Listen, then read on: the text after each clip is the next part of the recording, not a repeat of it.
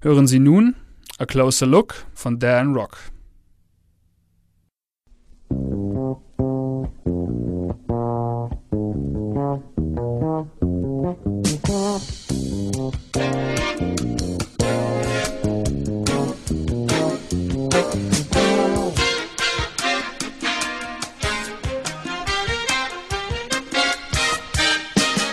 And now, a closer look. A sleepy morning, we're out in the boondocks. Stories being told on the red clay. Simon, keep the sun. I don't wanna shoot no one.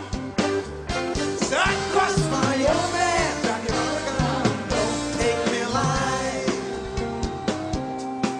Got a days of dynamite. I could hold that here all night.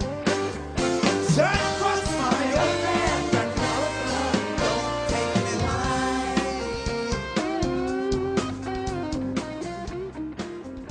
Today's program is titled After the Sandy Hook Tragedy, The Outpouring of Compassion and Love in Connecticut. We will never be able to fully understand the reasons why this tragedy transpired in this small, normally quiet Connecticut town. Thinking about this reminds me of some advice I received as a boy. An old man gave me some valuable advice when I was a paper boy in Connecticut. He said, "Never to back a skunk into a corner. They'll shoot you." And I ran across many skunks in my early morning career as a teenage paper boy. Heeding to his advice, I was luckily never sprayed by a skunk. I have fond memories of growing up in central Connecticut. In the southwest corner of Connecticut lays a suburban town called Newtown, Connecticut, with a population of about 28,000 residents. It's just about 125 kilometers northeast from New York City. Sandy Hook is a quiet neighborhood tucked away within Newtown, Connecticut. People all over are asking the same rhetorical question: how could such a tragedy happen at this elementary school? It's nearly impossible to completely understand the recent Sandy Hook catastrophe, in which Adam Lanza shot and killed 20 children and 6 adults. This was the second deadliest school shooting ever in the United States. Plato said, "Be kind, for everyone you meet is fighting a hard battle." There are a few points which are known. Lanza, a 20-year-old, had no known close friends. He was awkward in social situations and didn't like attention. There was some problem at the Sandy Hook Elementary School where Lanza's mother had to take him out and homeschool him.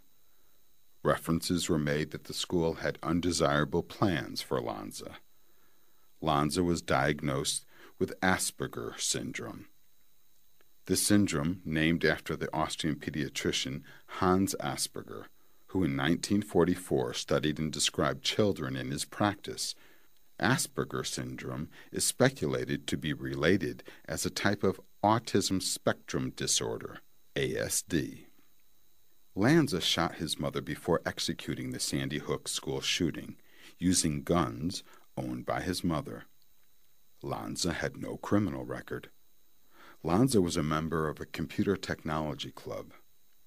Lanza had limited or perhaps no contact with his father or brother for the past couple of years. Outside of his mother, there appears to be no reports that Lanza received any other acts of compassion and love. Good morning, evening, friends. Here's your friendly announcer. I have serious news to pass on to everybody. What I'm about to say could mean the world's disaster, could change your joy and laughter to tears and pain.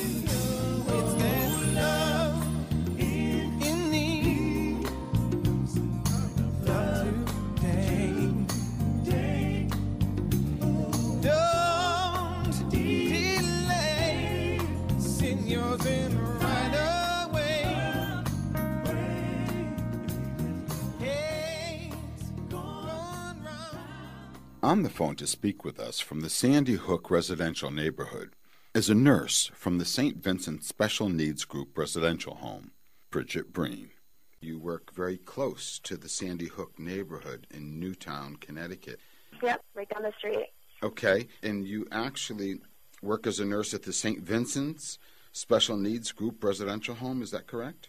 That is true. How did this tragedy at Sandy Hook affect you personally? Did you know anyone? Actually, one of the families that was on the road lost their daughter, so we actually knew her closely, seeing her every day. What kind of things have you or the rest of the staff been involved in to show love and compassion? One of our neighbors came over and asked if they could tie balloons to our mailbox. He actually tied them to mailboxes on our entire road, just to show support and honor of the little girl that was lost, because that was her favorite color. About 200 kilometers northeast of Sandy Hook, there lived a sociology professor at Brandeis University named Maury Schwartz. Then there was a book written about him called Tuesdays with Maury, and also a film.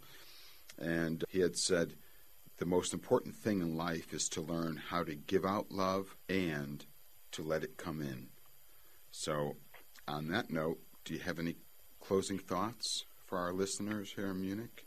After everything that's happened here, it's just the outreach of everyone, there's the kind gestures, the smallest things, that to be part of a community that shows that how much they care and how compassionate everyone is for each other. Well, Bridget, I thank you so much for taking the time to share with our listeners, and keep those purple balloons flying. They are. Thank you so much. You're welcome. I say a little prayer for you, and while combing my hair now, and wondering what dress to wear now, I say a little prayer for you. Forever, you stay in my heart, and I will love you forever, never will part of how together. Speaking to us from the Newtown Savings Bank on Main Street in downtown Newtown is Ryan Kelleher.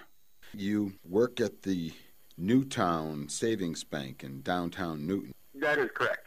This tragedy at Sandy Hook, how has it affected you personally? Living in the town, I mean, it's a dark cloud hanging over the whole town. It's gotten better. The outpouring from all over the world has been amazing. Can you help to illustrate the kind of outpouring from literally around the world? What kind of response has there been? I think that your bank created something called the Sandy Hook School Support Fund. Can you tell me a little bit about that? First and foremost, the fund goes to the families, help with funeral expenses and everything like that. And it also helping out in the community, like a memorial, maybe building a new school, stuff like that. I've been on the phone with people from California, Oregon, Arizona, expressing their love and that their hearts are with us.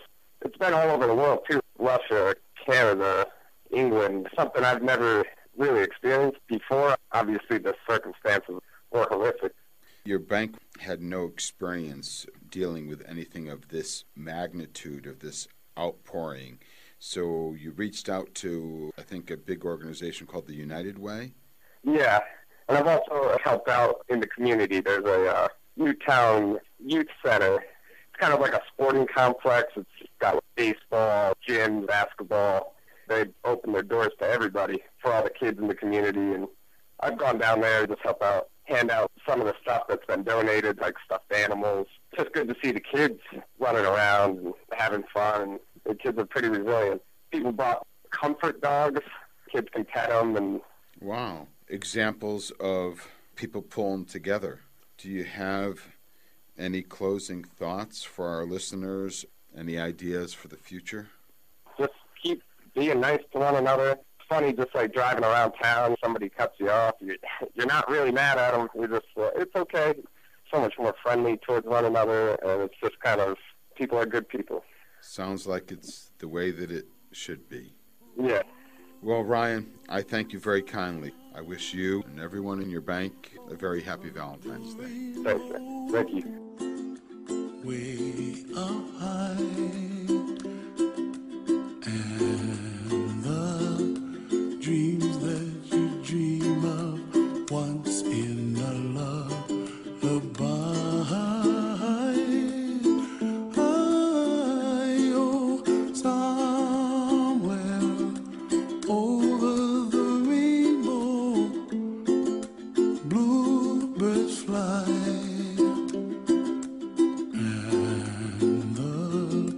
Dreams that you dream of, dreams really do come true. Ooh, someday wish upon a star, wake up where the clouds are far behind. Be where trouble. Sometimes we can gain insight into a child's perspective when we listen to them. So on the phone, from the center of Connecticut, I have two young brothers, Joey and Bobby, ready to speak to us from Meriden. Joey, you there? Yeah, Yeah, how old are you, Joey? 11, How old is Bobby? 10. Do you know anything about the big problem over at Sandy Hook? Did you hear anything about that? Yeah, Did you know anybody from over there? no, How important do you think it is to have friends? really important. What ideas can you think of for making kids who don't have a lot of friends or have no friends, how can you make them feel more wanted and more accepted? Be nice to them? That's a good start. If we were making believe that children were in charge, if kids like you and Bobby were the president or something like that. Now, if you were in charge, what do you think you would do to spread more love and compassion? Treat everyone equally? That's a great idea. Does Bobby have any ideas? Or is he just whispering in the background? That was mine. I'm Bobby talking. Bobby, that was your idea? Yeah? And Joey, what do you think? What ideas do you have? If you were in charge, what would you do? Make everyone feel safe. Well, that's good. What nice things are you planning to do for Valentine's Day for somebody close to you? Make a card. Do you think you'll do anything nice on Valentine's Day for somebody who always kind of sits by themselves? Do you know anybody like that?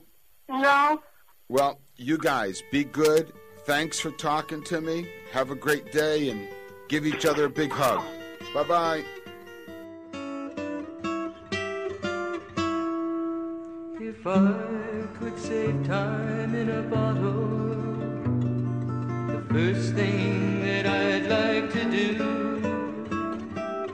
is to save every day till eternity passes away, just to spend them with you.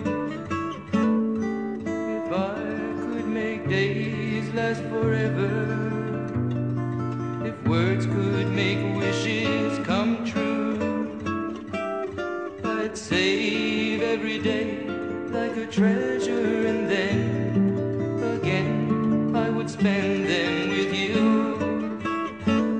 But there never seems to be enough time to do the things you want to do once you find. Just outside the capital of Connecticut, in West Hartford, we can hear the perspective from Mary, a student at the University of St. Joseph, completing her studies in social work. You are about to graduate from the social work program at the University of St. Joseph in West Hartford.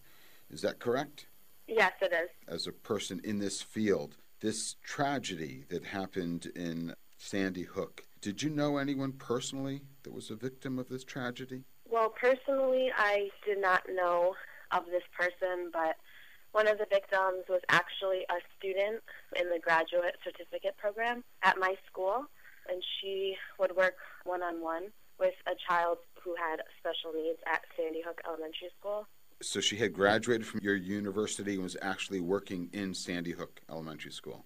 She was working as a one-to-one instructor with a child at the school, but she was a graduate student.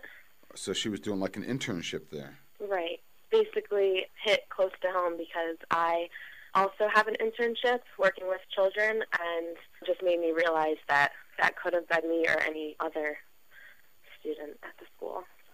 This individual, Adam Lanza, he had a diagnosis of being in the... the autism spectrum. Yeah. Have you worked with children in this range? I actually just started my internship a few months ago, working with children on the autism spectrum. Okay. So I have been exposed to the different behavior modifications that they do, working with these children and working on their social skills and that sort of thing. Did you experience these clients to be more emotionally sensitive or less emotionally sensitive? They are extremely emotional. They have different sensory needs that are much different from ours in the way that they're children who are nonverbal. They seem to, we don't know exactly, they're nonverbal, so we don't really know what their needs are, but through observation we can try to work on these sensory needs that they have, which could be basically anything, including sensitivity to touch or smells or different things like that.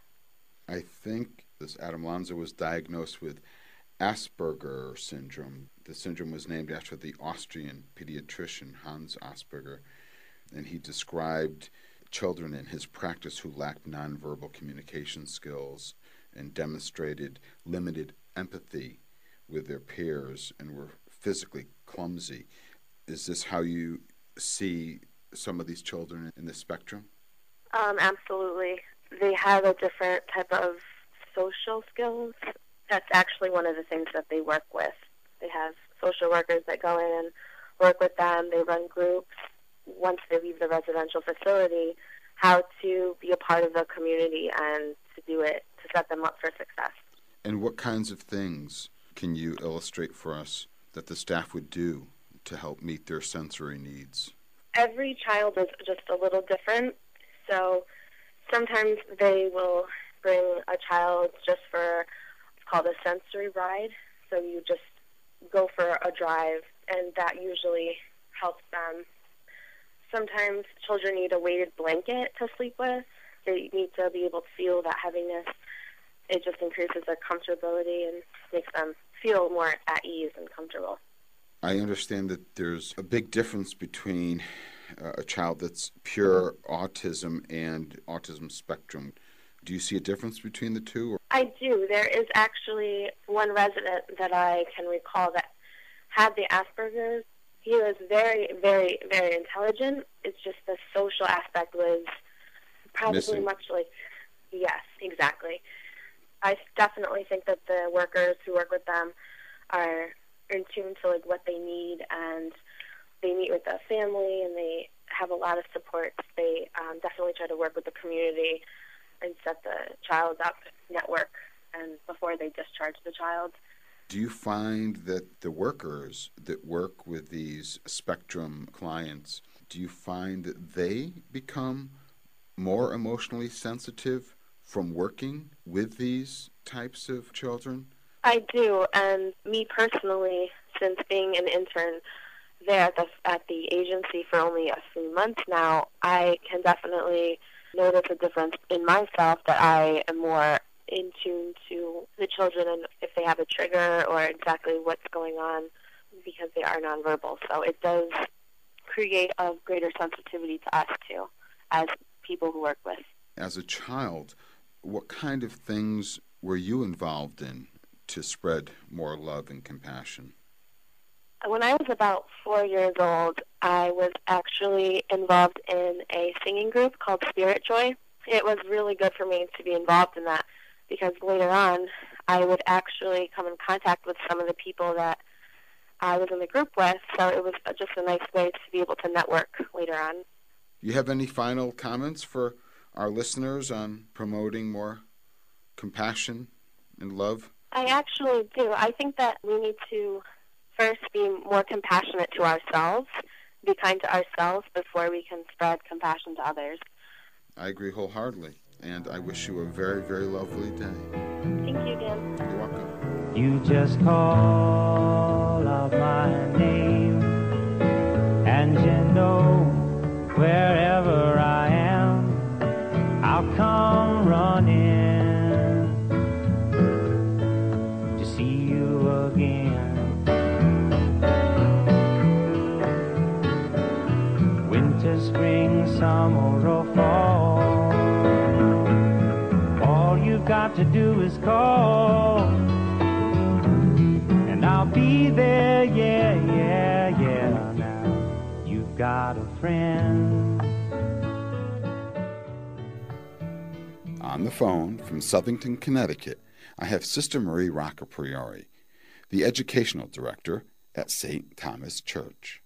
You've been director of educational programs at St. Thomas Church for quite some time. Well, actually about 15 years. This tragedy at Sandy Hook, were there any members from your church? In fact, there was one, I believe it was her cousin's child. Oh, no. And they did go to witness love and compassion there. She shared a lot with that and brought the information to us. And we, in turn, prayed. The children made little cards. That's ongoing because it really hit home. It was so close to us here. Oh, I can't even imagine. I understand that as a means for sharing love and compassion that many years ago you started your own choir called Spirit Joy. Can you tell me a little bit about this? Sure. Actually, it's not a choir where they are committed to church services. It's a children's music ministry.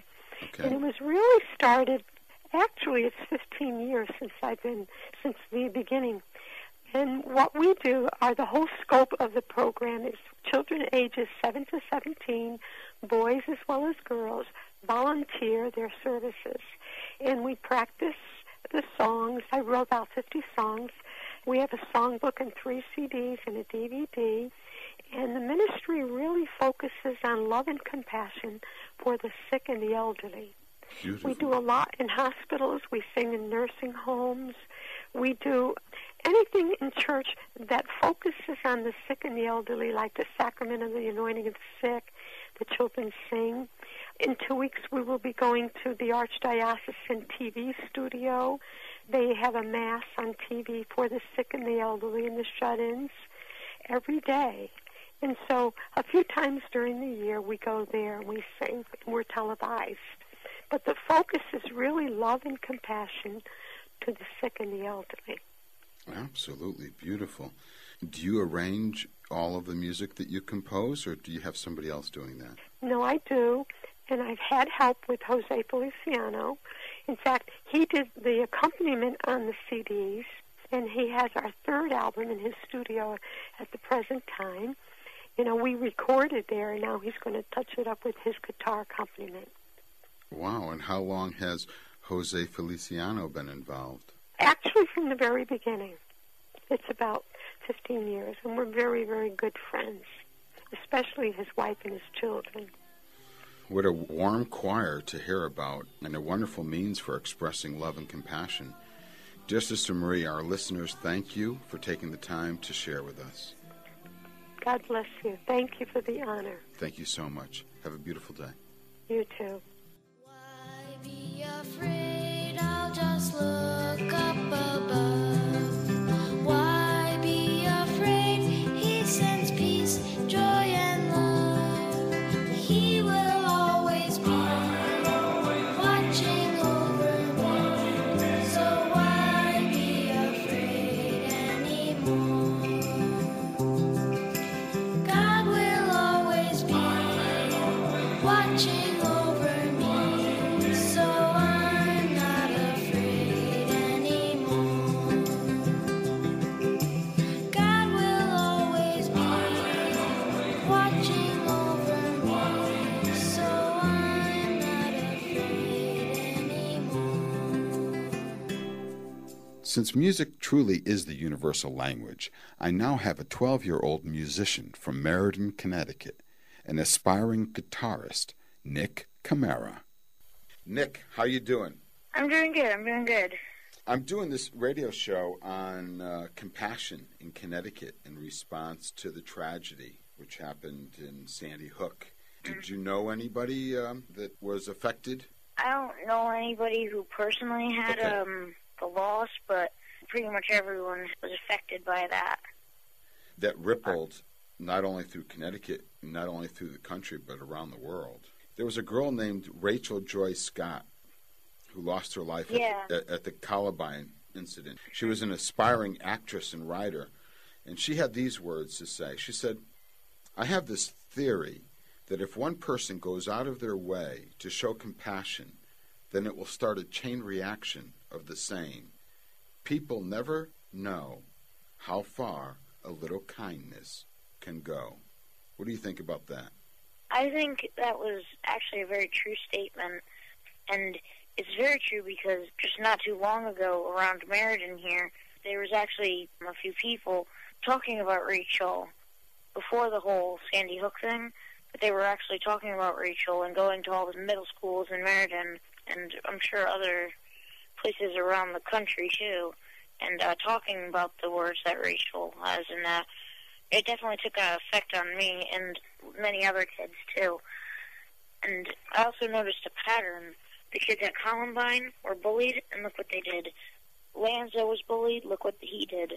It appears that Lanza really didn't have any friends. He was more or less a loner. Yeah. How important do you think it is to have friends? I think it's really important to have someone there for you to talk to hang out with, to do stuff together. What ideas can you think of for making people who appear to have no friends feel more wanted and more accepted? Well, definitely try to have more group activities, and don't be the guy who's like, oh, I don't want to be partners with them. They don't have any friends. Instead, go forward and make friends with them. I agree. As a musician playing the guitar, do you think children can teach others, even adults, more compassion and love through things like music? The power of music can definitely help bring compassion, and it's definitely a very big part of society, and it can change someone's feelings and thoughts too. Absolutely. Just think, if you're ever in a bad mood and you put on your favorite song, you're not so sad afterwards. It always brings me up when I hear Stairway to Heaven by Led Zeppelin. A classic. The infamous Jimmy Page. I know of him well. If children were in charge, what do you think you would do to spread more love and compassion, if you were the boss? If I was the boss, I would make sure that everybody would be in groups. They would be together and acting as one, not acting against each other. That sounds like a plan. Valentine's Day is quickly approaching. Do you have any nice things planned for somebody close to you? Yeah, I was thinking maybe go out for lunch with either my mom and the family, something like that around there. Cool. Would you consider doing something nice for someone who always sits by themselves and looks like they have no friends? You know, if we're in school, there's plenty of kids I see, alone. They kind of, have their head down. They're not really talked to very much. I might consider doing something nice for them. Well, Nick, I'm looking forward to hearing you play one day. If Jimmy Page is your role model, then Connecticut, look out. Have a great day.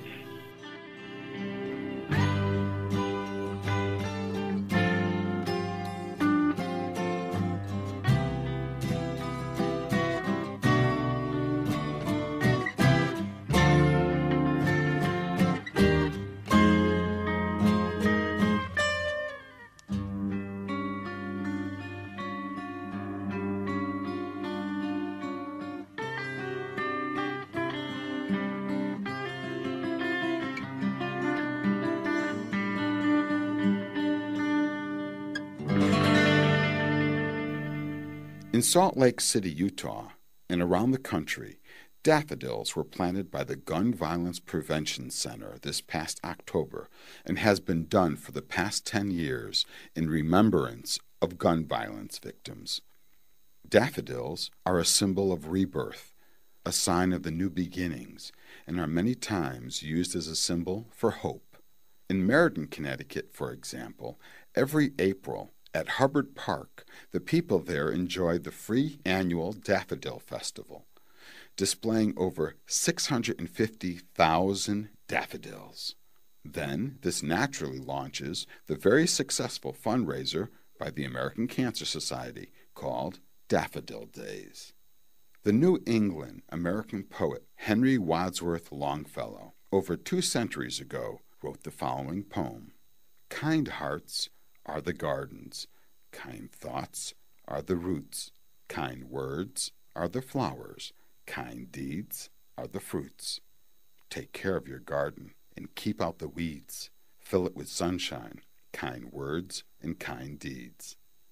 On this side of the Atlantic Ocean, the British poet William Wordsworth penned this poem called Daffodils. "I wandered lonely as a cloud that floats on high o'er vales and hills, when all at once I saw a crowd, a host of golden daffodils, beside the lake, beneath the trees, fluttering and dancing in the breeze. Continuous as the stars that shine and twinkle on the Milky Way, they stretched in never-ending line along the margin of a bay. 10,000 saw I at a glance, tossing their heads in sprightly dance. The waves beside them danced, but they outdid the sparkling waves in glee. A poet could not but be gay in such jocund company. I gazed and gazed, but little thought what wealth the show to me had brought.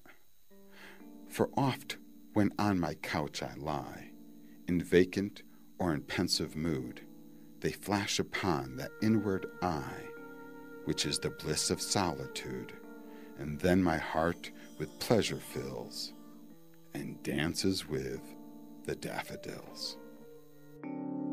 When there is no love, I make it in my mind.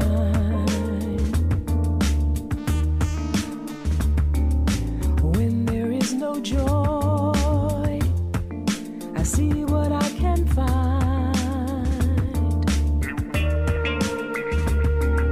Shelter from the storm, where it's warm inside.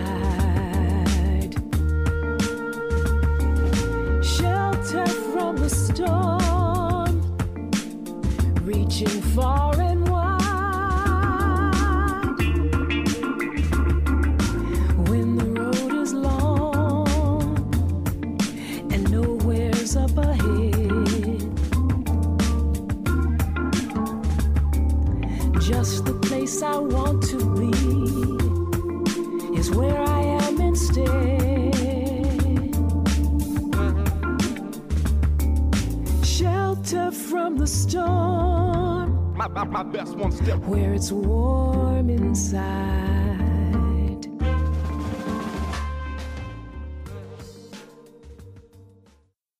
Damit sind wir am Ende der heutigen Sendung angelangt. Wir hoffen, Ihnen hat das Programm gefallen.